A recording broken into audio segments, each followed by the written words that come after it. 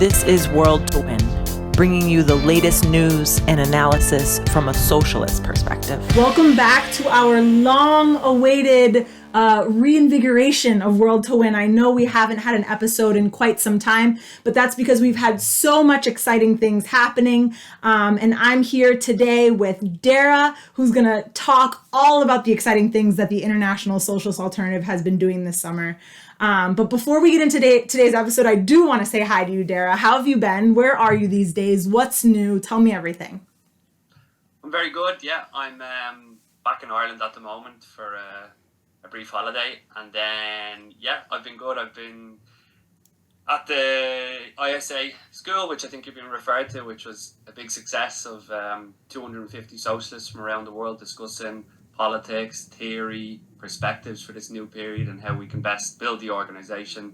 I was also on the organising team for that, so I think it did take a few years off my life, but it all worked out in the end. So yeah, it's all very positive. How have you been? I've been good. I did not, unfortunately, attend.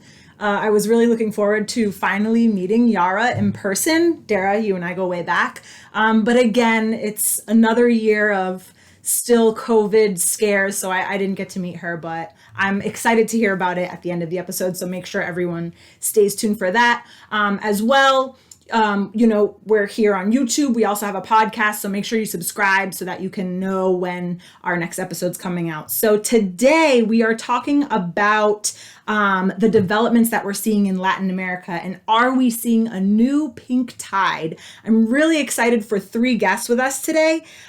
We have 2 new guests, which is always exciting, and one of our veterans. So let's say hi to our new guests first. We have Julia from Brazil. Do you want to introduce yourself to our viewers? Yes, I'm Julia. I'm a teacher. I'm from Brazil. I've attended the school and it was really great. I'm back in Brazil now working. We are also launching the campaign of our representative here in Brazil for LSR from the International SA, from our section here in Brazil. And it's really exciting and a lot of work. That's so exciting. I'm looking forward to those developments. We also have another new guest with us, Josafat from Mexico. Would you like to introduce yourself? Yeah, I'm Josafat. I'm from the Mexican section of the ISA. I work in the public sector. I work in the Education Ministry of Mexico. We here in Mexico have been very busy. We have just been developing our youth platform. So we have our first works in this week. So we have been very busy with this work. Well, I'm great to have you on the show, and hopefully this isn't your last time. And one of my all-time favorite guests, André from Brazil as well. How have you been? Long time no see. How are you, Toya, Darragh, comrades? Well, I'm fine. I'm also coming back to Brazil from the ISA school, and we are now starting the electoral campaign now in Brazil, which in fact is a fighting against Bolsonaro, against the attempt of coup of Bolsonaro. So we are preparing ourselves for a very hot period here in Brazil in the next months. And we are going to get a little bit into the situation in Brazil and what's going on with Bolsonaro, so I'm excited to hear about that as well. So like I said, we're going to be talking about the developments in Latin America. And since we launched World to Win, analysis of events in Latin America has featured heavily on our show. Like I said, we've had André on many times, so feel free to go back and look for some of those episodes. But it's a region that has been historically plagued by inequality, poverty. It was hit especially hard by COVID, etc. And we're seeing a grim situation facing the working class and poor, which, is of course exacerbated. COVID hit. We have economic disruption caused by the war in Ukraine, which we're seeing effects across the world. The rising costs of living and commodities. It's pushing people further and further into debt. And more than that, it's a region that time and time again has found itself at the epicenter of global class struggle, very inspirational class struggle, which we'll talk a little bit about. We've seen mass revolts, political polarization, elements of revolution, counter-revolution, a strong women's movement, which we love to see. And over the last period, we've seen these trends continue with significant protests in places like Peru, Ecuador, Panama. And these protests are over the rising cost of living and shortages of essential items. And we've also seen the election of a number of left figures in Chile and Colombia, with some talking about this new pink tide, which I was referencing, similar to the wave of struggle and center-left governments that we saw in the 2000s. And so I'm excited to talk a little bit about that today with our guests, some of the similarities and differences that we're seeing. The other more worrying side of this era of crisis is the continued growth of the far right. As André was mentioning with Bolsonaro, we're going to have Brazilian elections in October. And there's an important debate on the left amongst workers and youth about how we can truly defeat Bolsonaro and everything that he represents. So we're going to get right into it. First, I want to talk to Josafat. So on a previous episode of World to Win, we were talking about the global food crisis, especially that's been accelerated by the situation in Ukraine. And we discussed the protests that broke out in Peru in response to the price hikes over food and fuel and other shortages. And since then, similar movements have developed in Ecuador and Panama, where the working class faced the exact same problem. So can you talk a little bit about what the character of these movements are? Yeah, well, as you said, the protests in the three countries, in Ecuador, Peru, and Panama, have in common that our movements whose trigger has been the increase in the cost of living of the working class. In all three cases, the mobilizations also began as a result of the rise in fuel prices, which affected also the prices of the market basket. And this situation was followed by large mobilizations, especially by hauliers. But later, other sectors of the working class joined the mobilizations. Also, this situation is linked with the high rates of inflation recorded throughout the world, especially in the neo-colonial world. In Latin America, we have seen very high peaks of the inflation rates. So this increase in the cost of living has had an impact in the working class around the world, especially in those countries with more fragile economies. And the working class around the world is now facing a threat that puts millions of people in front of the problem that each time their salary is not enough to buy food, medicines, and other products, or to pay the bills. So it's remarkable how even despite also the trade union bureaucracy and also the right-wing movement, the right-wing governments in places like Panama, or also and in Ecuador also a right-wing government. But even when a left-wing government has arrived in Peru, it's remarkable how the people it's organizing and also fighting for better living conditions. As I said, I think that the trade union role in those protests has been very special because the bureaucracy has every time have the perspective to limit the gains of the working class movement. But now the bureaucracy has been forced to call to national strikes in all the three cases in Panama, in Peru, and also in Ecuador. And well, as I said before, it's not only the strikes in some sectors. No, there have sectors of workers like students, like teachers. Sorry, but also industrial workers have joined these movements and also have been linked with some other sectors of the working class and peasantry as the indigenous people. Not that I think it's one of the most remarkable points in these three movements in Latin America. But also, I think the involvement of the indigenous people is remarkable because this sector of the society is one of the most economically marginalized because they have not only to face racial oppression or national oppression, but also have to face economic oppression as a result of the proletarization process that the peasantry in Latin America has experienced during the last decades. But well, I think that even when Panama and Peru are important like examples of the working class movement, I think that Ecuador has an, a special factor because we have seen a similar movement in 2019 in Ecuador. Uh, they have also mobilized by the increase of fuel prices, and now during the new government of Ecuador after the last elections, we have a similar movement, and now also the indigenous people, as in 2019, have play a key role, in even a leadership role of the movement. But they have been able to link with other sectors of the proletariat. They have linked with the trade unions, but also with sectors of the medium class. So it's I think that it's politically it's a very interesting development of the movement in Ecuador.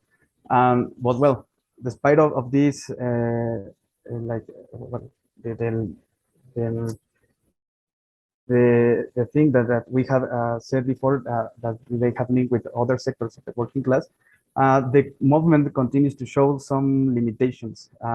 Again, as in 2019, despite they have been able to call to a general strike that included all these sectors of the proletariat, even when they have the opportunity to escalate the situation to a revolutionary situation, in 2019, they even took the capital city. The government has to flee to Guayaquil, another important city, but they left the capital city.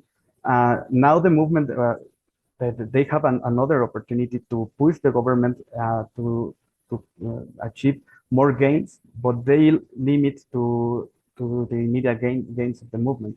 So I think that this shows once again that large mobilizations are not enough to the I think to our fight. No, I think that those mobilizations are important, but way, without a revolutionary vanguard leading these movements, a revolutionary vanguard that is capable of to link the demands of the working class, the immediate demands of the working class, with a revolutionary perspective, and with also these by transitory demands. We cannot say that we have a movement that can achieve more than the immediate demands. No, I think that it's like very clarifying because we see the importance of the revolutionary vanguard, the revolutionary party. You know, even with the CONAIE, that it's a left-wing organization of indigenous people leading the process in Ecuador. They have clearly limitations, even when now they have a more left-wing. Thanks very much, Josafat. I think that was extremely important about look at what is fueling these movements over the past period, but then also look at their limitations as well and what lessons can be drawn from those to apply for other movements that happen in Latin America.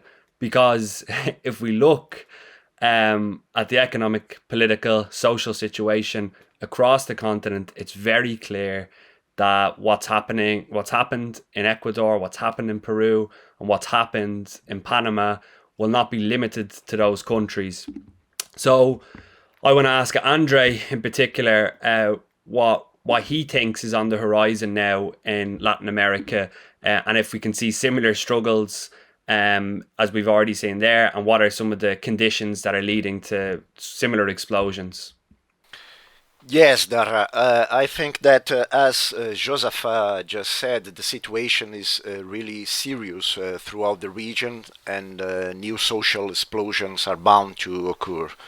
In the Argentinian press, for example, the outcome of the crisis in Sri Lanka is often commented on with some dread and panic among the bourgeois analysts in this press.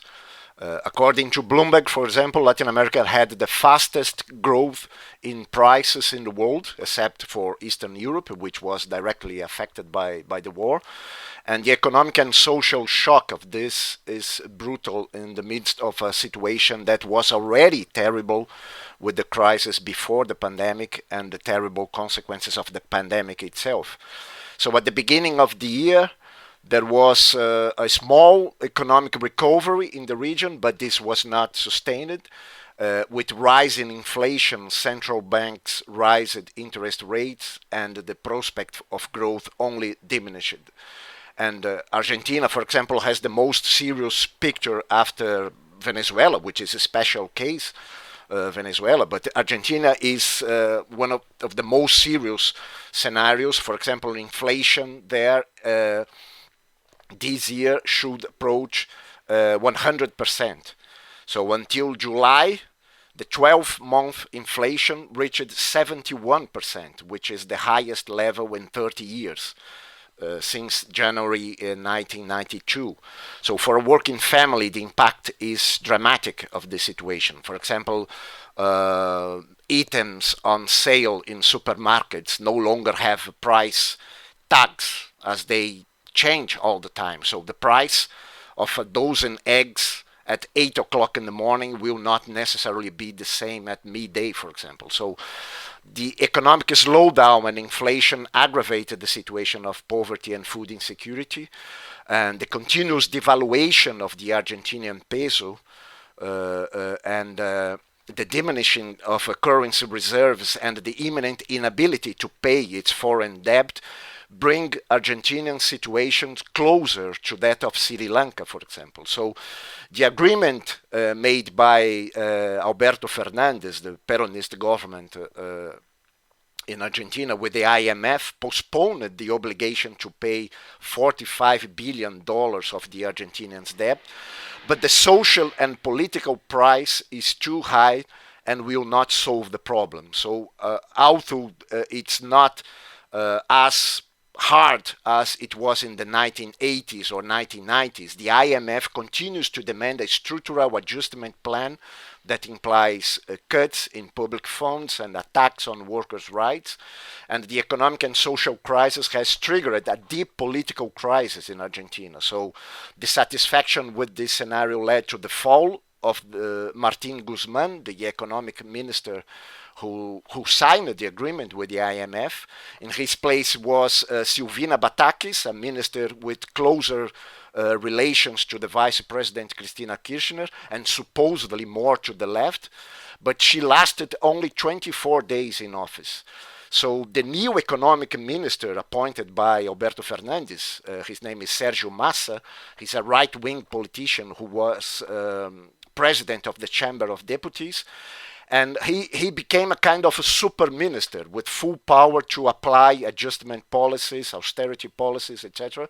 So in this way, with a profound shift to the right, the government intends to regain the confidence of the market, of the capitalists, but the prospect is for more turbulence, crisis, and above all, struggles by the working class and the Argentinian people. For example, in the first months of this year, more than 4,000 pickets and blockades organized by the Piquetero movement showed the seriousness of the social crisis and the strength of the mass movement in Argentina. So in addition to the struggle of the unemployment, the Piquetero movement, in the last period we have seen important struggles of various sectors of the working class.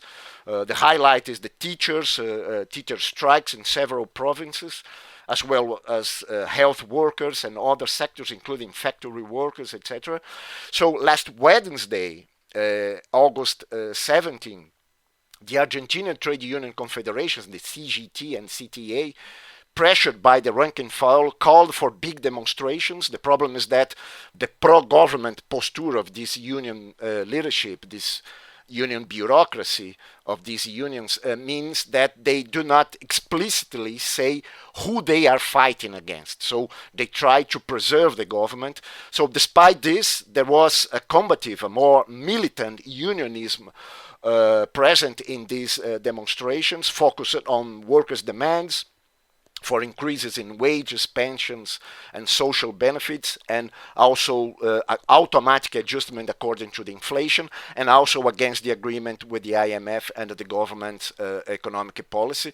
So this is the only way to prepare for new explosions to come. So prepare the workers' movement, the youth movement, the women's movement, which has enormous weight in Argentina and other Latin American countries, as well as the indigenous movement, the black people's movement in the region, to offer a global alternative to the crisis.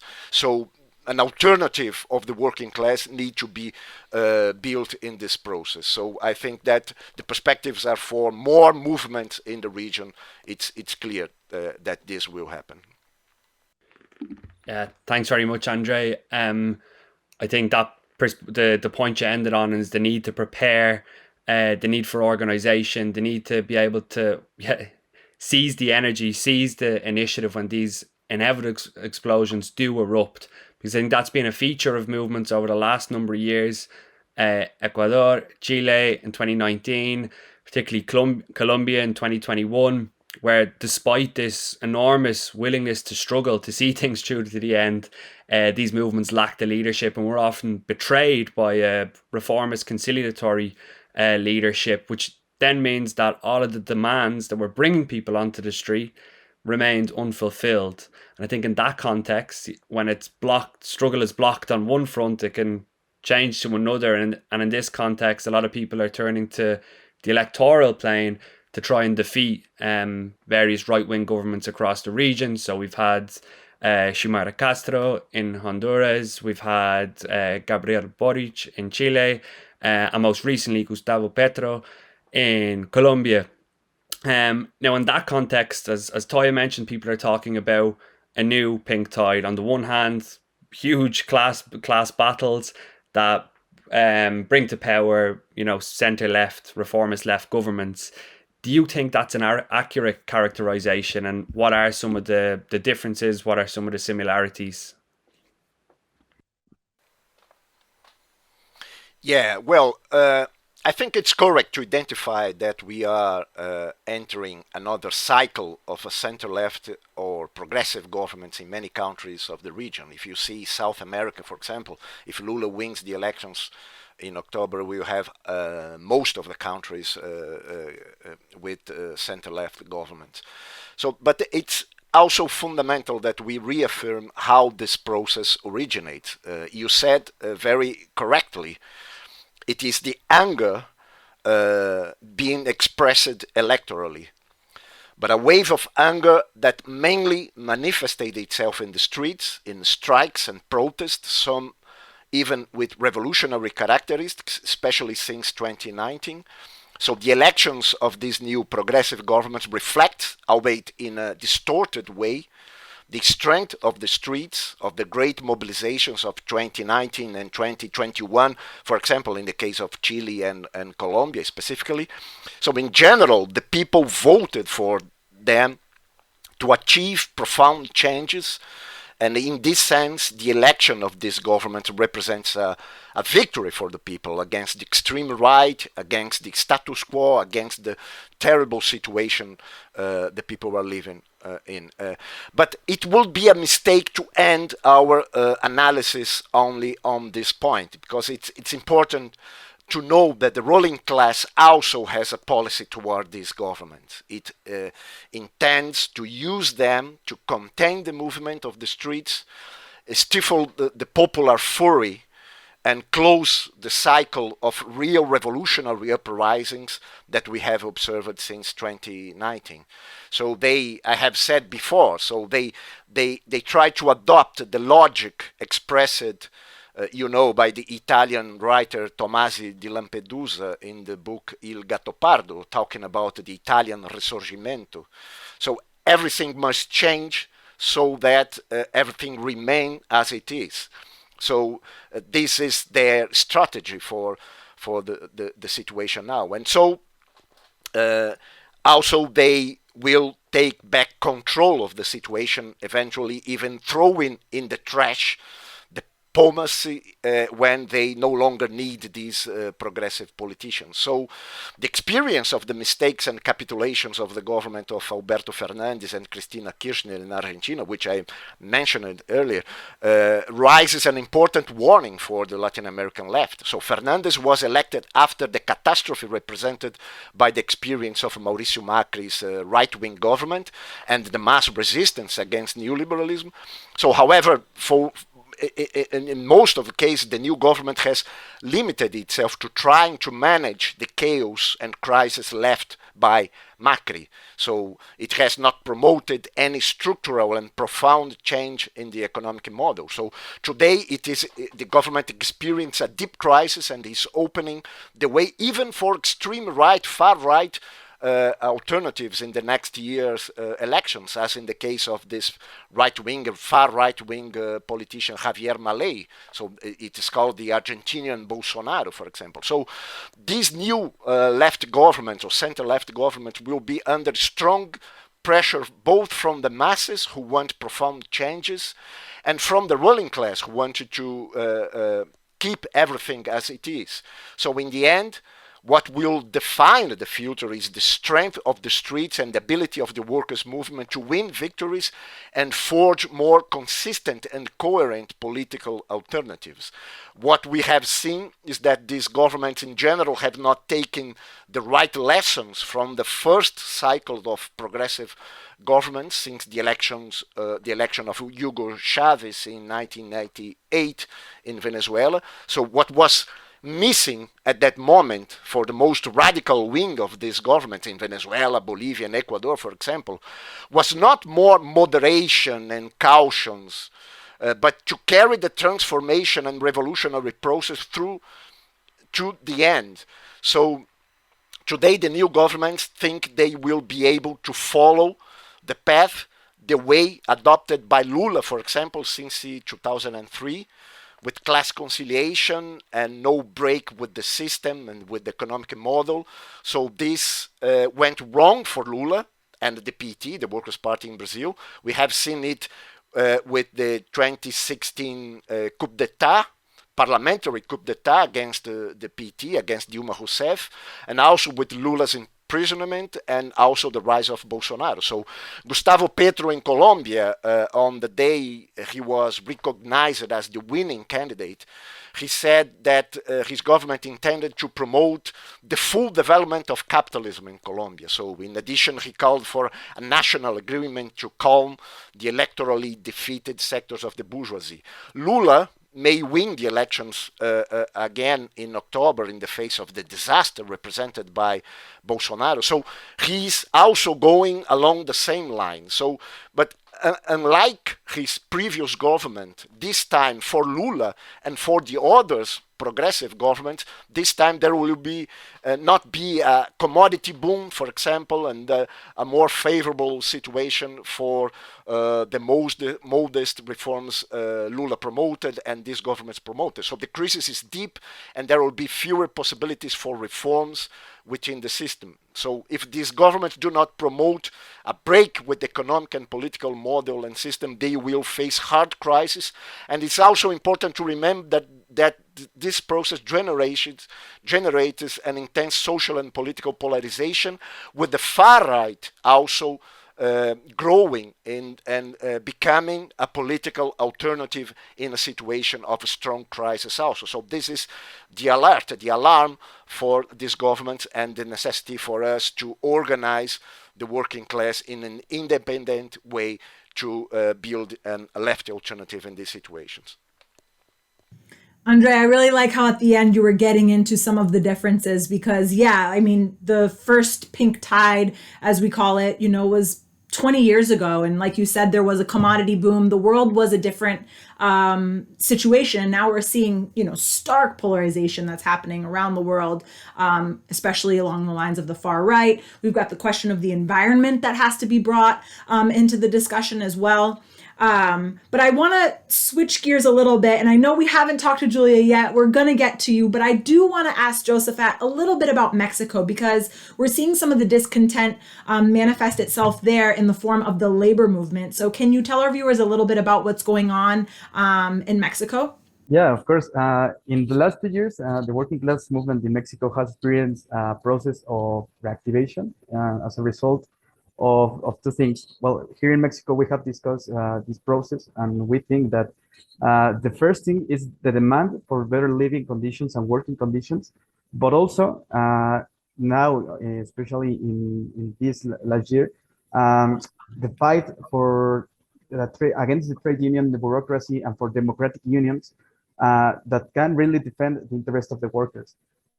Especially in recent months, this phenomenon has been more visible with two important strikes in Mexico. The first of them was the steel workers' strike in Michoacán in March or April of this year. And then the other is the national strike of the telephone workers, just happened in July. Um, and well, especially the telephone workers' strike was very important because the strike threatened to paralyze all the country communication. So, well, the government had to intervene quickly to contain the movement of the workers of the telephone sector. But also, we have to remember that there have been previous movements in Mexico, such as the struggle of the GMC workers in Silao, but also the maquiladora strike in Matamoros during 2019. Both movements demanded, and then the workers were able to build new democratic trade unions for these sectors. And I think that it's very important because it's like those two movements were the beginning of a new wave of strikes of workers here in Mexico. But well, we have understood that this means that the class struggle in Mexico will begin to express itself in new spaces, because until now, the class struggle has been developed more clearly within the ranks of Morena, the ruling party here in Mexico. Now the process of the generation of the party and also the economic situation that it's linked with the economic crisis that the world is experiencing, now have an impact in the working class movement, no? And now the workers have taken a more active role in the struggle, taking in the streets, but also in their workplaces. And now we think that the class struggle will express itself more clearly outside the ruling party, in those like traditional institutions of the working class, like trade unions. But well, this implies that the movement has gotten out of the hands of Obrador government, who until now have been able to contain the movement within Morena. But now the recent events have been approved that the current government will do everything to prevent the development of a movement beyond its control. Well, especially as I said before, that this was seen during the telephone workers' strike, where despite the fact that the conflict between the workers and the Carlos Slim, the owner of the telephone company here in Mexico, it was a process that had been developing for months, even since I think it was the problem started in July or August of last year. The government decided to intervene until the strike started. And of course, the government intervened not with the objective of deepening the gains of the mobilization, but to contain the workers and also to negotiate with the bourgeoisie, with Carlos Slim and to, well, I think that it's important to mention that Carlos Slim has been an important ally of Obrador's government, but it's not the only bourgeois that has important links with the left-wing government here in Mexico, and also the other sectors controlled by those bourgeois, by this layer of the bourgeoisie, had experienced a reactivation of the working class, especially also in the food service sector. We have also experienced a development of an interesting movement here in Mexico. But that also has been contained, well, the government is trying to contain these mobilizations and the organization of the working class. Thanks so much. So I want to now go to Julia. Josafat was just talking about Mexico, and although this is the case in Mexico, we're seeing this across Latin America. A fight back for women's rights and reproductive rights. And it's interesting because in Latin America, we have a society where the Catholic Church has served as a key pillar of social control.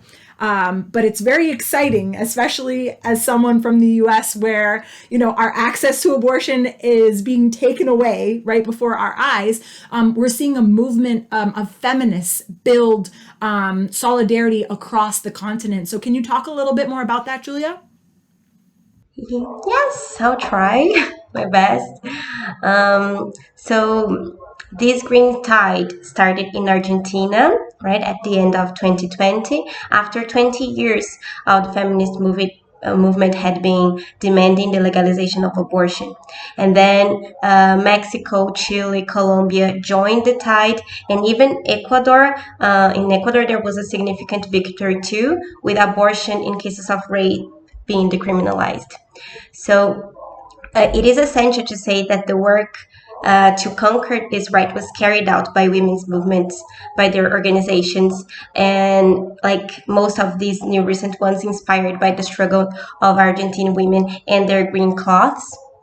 And we evaluate that the situation after this more than a year of legalization of abortion still has some progress to go. It is possible to see that there is little effort done by the government to make the law known, and there is a difference in the structure of access to this right between large and small cities. In addition, only one of the 2 abortion drugs recommended by the World Health Organization is available. So one of the activists' demands now is that the drug must be produced nationally in Argentina, and another is for the systematization of the data to ensure that the movement itself can know the profile of the people seeking abortion and what access they had. Similarly, in Mexico, women are still on the front line, so the federal decision of decriminalization is respected in all states. Among the 32 states, only 4 have decriminalized abortion in any situation. For the rest, it is often up to the judge to evaluate case by case. And the access to this abortion is a issue still, because only one city has specific abortion clinics, which is the capital, Mexico City. In Chile, it is also really hard to discuss the access to abortion, since health is not a public health right there. And speaking of my country, Brazil, the legislation allows some cases of abortion, like when there is risk to the life of the mother, when there is fetal anencephaly, or in pregnancy resulting of rape. But these restrictions lead people to depend on irregular clinics in most cases, and putting themselves at risk of life.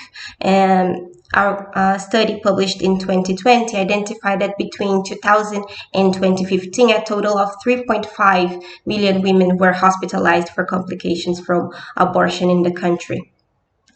And even if we have threats from congressmen and politicians, including Bolsonaro's families, to these minimum rights, we have a survey showing in March this year that 87% of Brazilians are in favor of abortion in case of rape, and 84% are aware that clandestine abortions are one of the biggest causes for maternal death in Brazil. So even if we are not as developed in awareness on that struggle compared to our fellow countries here in Latin America, these threats are not like, they are still outraging for most of the population. And we see that in the countries here in Latin America, we need still to focus on the combat of this stigma, on the taboos in society. We still have a lot to do in this regard, because with the rise of the far right across the region, with Cast in Chile, Milei in Argentina, they meant a significant consciousness increase, like in sexist and racist rhetoric, and they explicitly combats feminism and threatens to attack limited abortion rights in countries where it exists.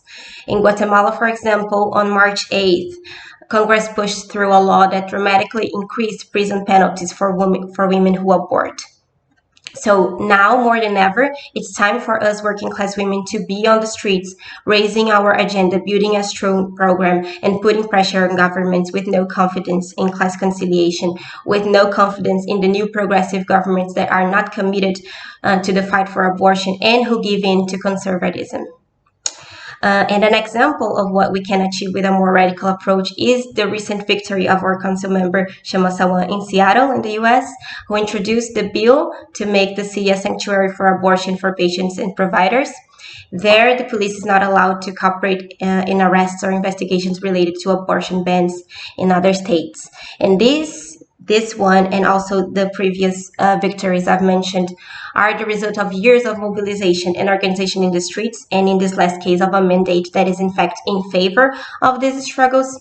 But even when abortion is formally legal, it is not a right for everyone, as it is usually restricted to those who can afford it. For wealthy women who can travel to other states or countries for abortion, abortion is affordable even when it's not legal in their place of residence. To really give women the possibility to choose where and when to have children, and if they want to have them, we must fight for legal, safe, and free abortion. Connect this fight with the demand for expansion and for greater investment in public health, and for keeping religion apart from politics. Yeah, that's brilliant, Julia. Thanks very much for that extremely comprehensive answer. And I like the contrast between what Shama Sawant and Social Alternative have been doing in Seattle compared to, that more kind of conciliatory approach that does of new kind of reformist governments that actually don't base themselves on the ability of the working class to struggle, don't base themselves on the mobilization of that working class. And I think, what our members have achieved in the US goes in direct contrast to that. But you also mentioned Chile in your answer there, and the rise of the far right and using this sexist rhetoric. And there's some other interesting processes happening in Chile, because we've talked about the potential for mass movements particularly in Chile in 2019, to have so much potential to go further. In 2019, all the potential there was to bring down the right-wing Piñera government. But 3 years later, after abolishing the constitution, a new one has been drafted. One that, on the one hand does have better rights for women, for LGBTQ people, for indigenous people.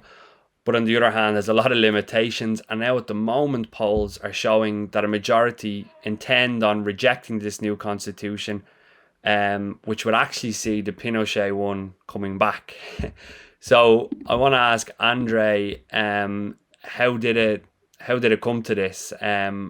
And what does that mean? Some people might look at that and say there's been a rightward turn amongst the Chilean working class.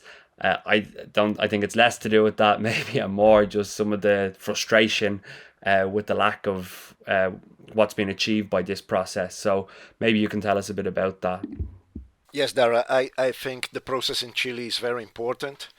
And as you have said, the forces of the masses in the streets, including a powerful general strike, the role of the working class in this movement.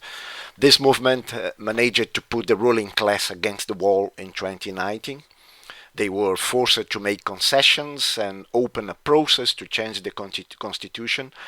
But they knew how to do this in such a way as to prevent this process would result in a full break with the past, be it the Pinochetist past or the limited democracy of the last 3 decades. So for this, they relied on the traditional political forces, but also on new left-wing political formations that emerged from the rise of struggles in the years before the social uprising of 2019, such as the Broad Front, the Frente Amplio itself. So from the Pact for Peace, signed by almost all the country's political forces in November 2019, to today, Gabriel Boric's current compromises with moderate sectors of the Concertación and even the right wing, what we see is a huge effort to prevent the structural changes necessary to get the country out of the crisis and meet the demands of the people, that the people raised in the social upheaval of 2019. So the fact is that the new text of the constitution approved by the Constitutional Convention, and which will go to a plebiscite on 4 of September, is much more moderate than demanded by the forces in struggles in 2019. It recognizes a series of very important rights that have been denied for decades such as you have said, and Julia also mentioned, the sexual and reproductive rights, but also right to education, public education, the right to decent housing, recognition of domestic and care work, for example, the constitutional recognition of indigenous peoples, and other important points that are in the test. But however, while they promise rights for the people, they have maintained all the economic legacy of the dictatorship, from privatization to the plundering of natural resources, the precarization of labor, and the possibility of profiting from education and health, and private education and health, etc. So even if the test is limited, it's moderate, but even in this situation, the Chilean right wing has mobilized furiously against the new constitution. So their concern is not so much on the progressive changes in the new constitutional test, but what they intend is to impose a political defeat on the social movement that triggered the constituent process. So this is why, even without defending the text, the full text proposed by the Constitutional Convention, it is important to prevent the right wing from emerging politically victorious from this process, including the plebiscite. So it's important to overturn once and for all the current constitution originated from Pinochet's dictatorship. So our response is to vote critically for the approval, I approve, for the new constitution, but above all, to prepare to deepen the struggles and win the conquest that the new constitutional test does not bring.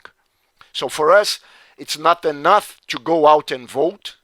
Even the rights promised by the new constitution will only come out of the paper with struggle, with strong struggle, by the working class, the women's movement, etc. So even the Boric government cannot be trusted to implement these rights. So faced, for example, with the risk of a defeat for the approval, I approve, according to the polls, there is the possibility, the concrete possibility for a defeat for the approve vote. So the last maneuver of the government and its parliamentary base was to make an agreement that the most controversial elements of the new constitutional test could be later modified by the Congress. So in other words, instead of mobilizing in the streets for more radical changes, more radical transformations capable of mobilizing those who are frustrated with the limitation of the new constitution. So Boric prefers to offer guarantees to the right wing and the capitalist class that it will be even more moderate in the future than the current text of the constitution. So it's a shame, in fact, what the government is doing right now. So at this moment is fundamental to reorganize the struggle around the banners raised in 2019 and link them to a socialist program capable of offering an effective way out to the crisis. And you know that our comrades in Chile are active in the struggle for the nationalization of the Chile's copper and mineral and natural wealth, for example, for public education, health, and pensions, and for a working class, an anti-capitalist and socialist alternative. So this is the way, is to defeat the right wing in the plebiscite, but the main point is to reorganize the movement in the same mood, learning the experience and the lessons from the uprising of 2019. So this is the challenges for the new period in Chile, I think. Yeah, well, you spoke about the campaign that the right wing is currently organising around for the rejection of this constitution, but actually, in some sense, the weak approach and even Boric's own role in derailing the movement of 2019 to filter it into institutional channels that in one sense, the frustration with the reformist left can actually give space for the right wing to get an echo with this campaign and to go on the offensive. And actually, that brings me to what I want to talk to Julia about, because in many ways, and we've said this time and time again, that Bolsonaro in many ways is a product of the frustration, of the anger, of the demoralization and confusion that was a product of the Lula government, and particularly following pro-capitalist neoliberal policies. So Julia, can you explain a bit now, number of years into this government, what life is like under a Bolsonaro government? Sure. It's been pretty preoccupying, I would say, and difficult for most working class. We are back on the hunger map. Food insecurity affects 52% of the population, meaning that 9% of them, which is around 19 million people, go through extreme hunger, and hunger is a everyday reality. Also, unemployment has reached 15% in 2021, which means 15 million people. The numbers fell a little after, but with the creation of precarious, informal, low-wage jobs, now we have 40.6% of the population in informal work, which means around 38 million workers. The government also promotes budget cuts, dismantling governmental protection policies, weakening environmental agencies, encouraging attacks against traditional indigenous communities, the usurpation of their territory. So we are facing an enormous increase in prices of fuel, electricity, cooking gas, food, and other basic products due to the economic crisis we are facing. André mentioned how crazy the inflation is right now. So it is affecting most working class, and I cannot highlight enough how these worsening conditions are faced first by oppressed groups such as Black people, women, indigenous people, and then 10 in every 10 households headed by Black people, most of them being women, 6 have some type of restriction to access to food. In this scenario, we also have seen surges in the numbers of violence. At the same time, since March 2020, when the pandemic began, the country has gained 10 new billionaires.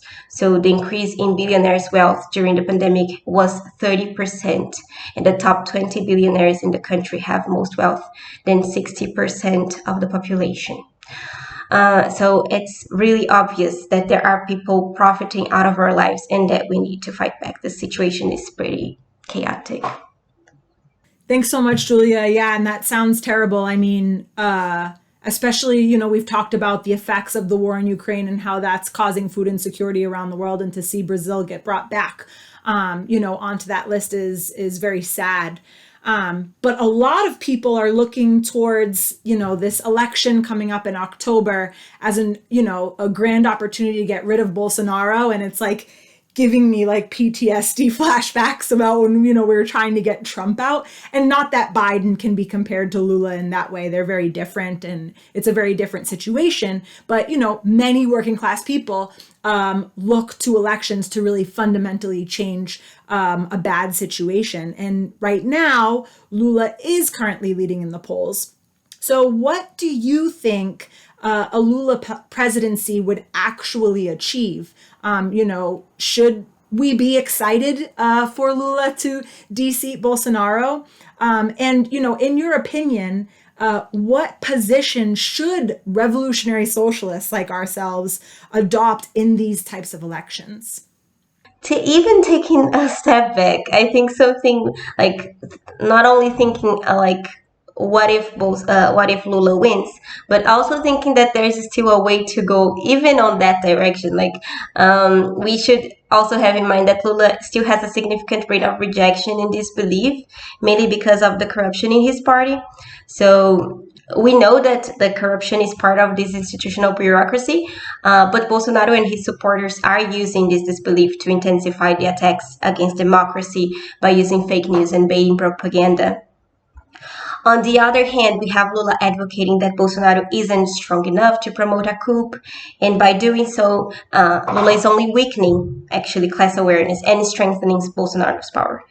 So we need to go, I think, in the other direction and show examples of what happened in the USA, for example, as you mentioned, when even with the victory of Biden against Trump, his supporters attacked the Capitol.